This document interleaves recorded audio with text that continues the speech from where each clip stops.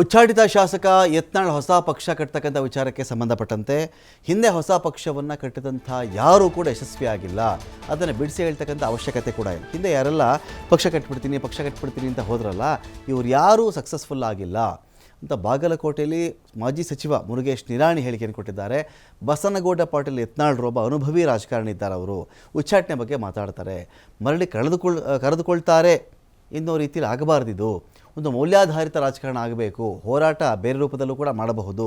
ಯತ್ನಾಳ್ ಹೊಸ ಪಕ್ಷವನ್ನು ಕಟ್ತಾರೆ ಅಂತ ನನಗಂತೂ ಅನಿಸಲ್ಲ ಅಂತ ಉತ್ತರ ಕರ್ನಾಟಕ ಅಭಿವೃದ್ಧಿ ಕುರಿತಂಥ ಕಳಕಳಿ ಯಶಸ್ವಿಯಾಗಲಿ ಮಾಜಿ ಸಚಿವ ಮುರುಗೇಶ್ ನಿರಾಣಿ ಅವರ ಹೇಳಿಕೆ ಇದು. ಬೇರೆ ರೂಪದಲ್ಲಿ ನೋಡಿ, ಅವರು ಒಬ್ಬ ಅನುಭವಿ ರಾಜಕಾರಣಿಗಳಿದ್ದಾರೆ. ನಾವು ಇಷ್ಟೇ ಹೇಳುವಂಥದ್ದು, ಹಿಂದೆ ಪಕ್ಷಗಳನ್ನು ಹೊಸದಾಗಿ ಮಾಡಿರುವಂಥವ್ರು ಯಾರೂ ಯಶಸ್ವಿ ಆಗಿಲ್ಲ ಅನ್ನುವಂಥದ್ದು ಒಂದು ಚಿಕ್ಕ ಮಕ್ಕಳಿಗೂ ಗೊತ್ತಿರುವಂಥದ್ದು. ಅದನ್ನು ವಿಶೇಷವಾಗಿ ಬಿಡಿಸಿ ಹೇಳುವಂಥದ್ದಿಲ್ಲ. ನಾನು ಹೇಳ್ತಾ ಇರುವಂಥದ್ದು, ಅವರು ಒಳ್ಳೆಯ ರಾಜಕಾರಣಿಗಳಿದ್ದಾರೆ, ರಾಜಕಾರಣ ಮಾಡಲಿ.